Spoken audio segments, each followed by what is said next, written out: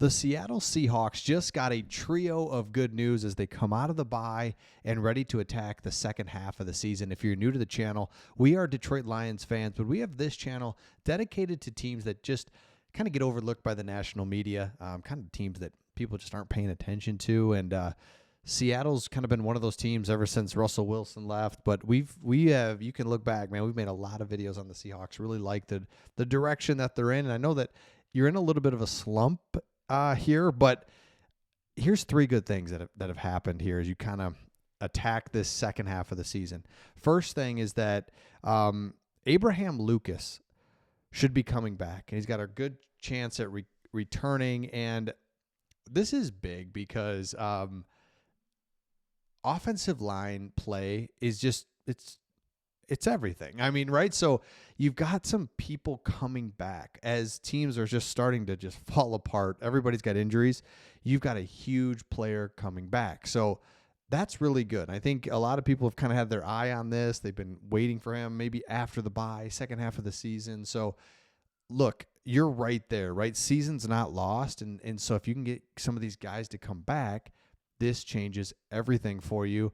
And so look for things to just be a little bit different. What if you can run the ball? What if Geno Smith can get a little bit more comfortable? What if the offense can get going? Because you've got skill players on offense, right? So skill players everywhere on offense. DK Metcalf, you never know what he's going to do, meaning this dude can be awesome or not.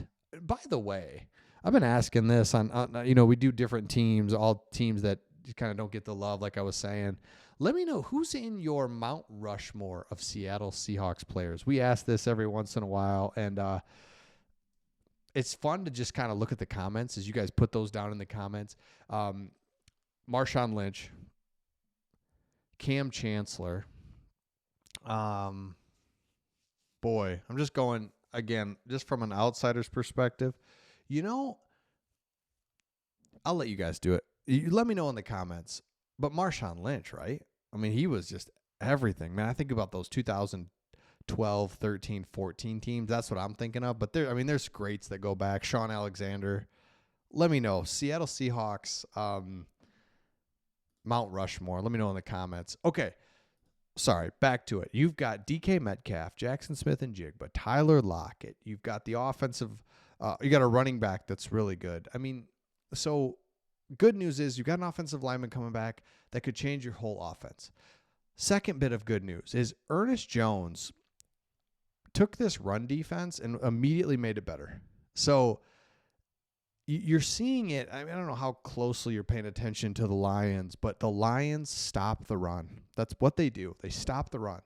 And everybody looks at their offense and how good it is, but they are really good at stopping the run. And you got to be able to stop the run. So Jared Goff threw 5 interceptions, and they still won because they stopped the run all night.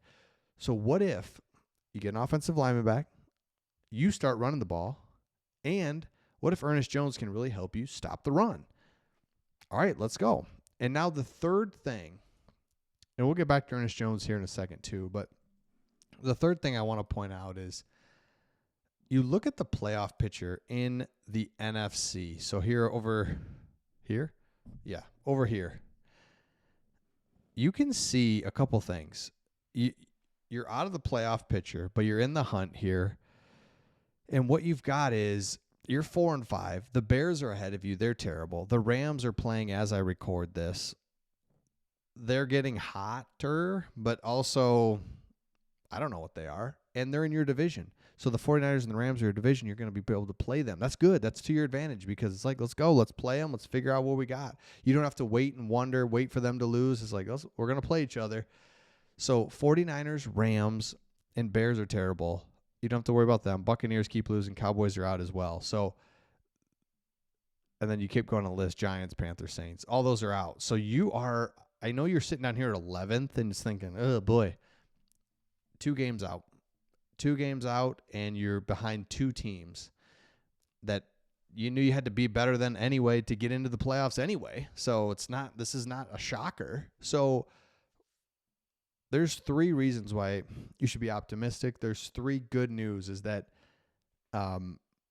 this is where you're at. and you got the last half of the season to get better, get into the playoffs and make something happen, or you just don't, and you don't. But my point is you're not out of it, and that you got to be super optimistic about that. Forget the last part, forget the first half of the season. There's some definitely good things, but overall you're slipping here thinking, oh my gosh. But I'm saying as an outsider's perspective, to just be sitting here resting up Ernest Jones, guys coming back, you've got the players, you've got the coaching staff, you've got the quarterback, you've got tough teams in your division that you knew you had to beat anyway. So either you're going to do that or you're not, right? So Cardinals, peskier than ever, like what is that? But again, if you can't beat the Cardinals, then all right, well, I guess we weren't willing to get it. We weren't good enough to get in the playoffs then. I mean, right? We figure out things really quick. And so at some point you have to beat the teams in your division. So that's that. Okay, another couple things here that I thought was interesting is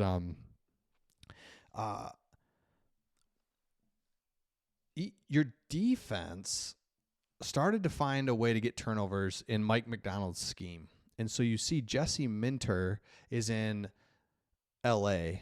McDonald, Minter, interchangeable. Those guys kind of got the same scheme. And so you've seen how these guys are like, all right, they're not dumb. Okay, so like you're going to start finding ways to get turnovers, hopefully. Defense, you start playing complementary football. Offense then starts running the ball, scoring some touchdowns with your skill position players. They're starting to get open a little bit. Defense is creating turnovers. You're stopping the run. Like, I see the path forward for the Seattle Seahawks. And so that's all good news. You see it. You want to believe that, all right, I see what we have to do. Let's find out if we can do it. But I guess my overarching thing in this, you're not out of it. Believe me, as a Lions fan, we've been 1-7 at this time of year. You're out of it. You're not out of it. Everything is in absolute front of you, so I can't wait to see what the Seattle Seahawks do. Again, let me know your Mount Rushmore of Seattle Seahawks players.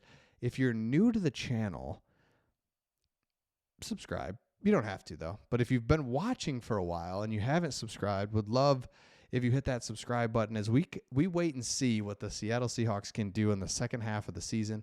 I've always liked the Seattle Seahawks. Just I don't know if I like them, but I'm like, all right. They're always just they're always solid, and gave the Lions a lot of problems back in the Stafford, Kelvin Johnson era when they were coming up, and Seattle was so good. The Saints were good. Oh man, that was brutal. Just couldn't get over the hump against Seattle. Okay, let me know your thoughts in the comments, and we'll see all of you on the next one.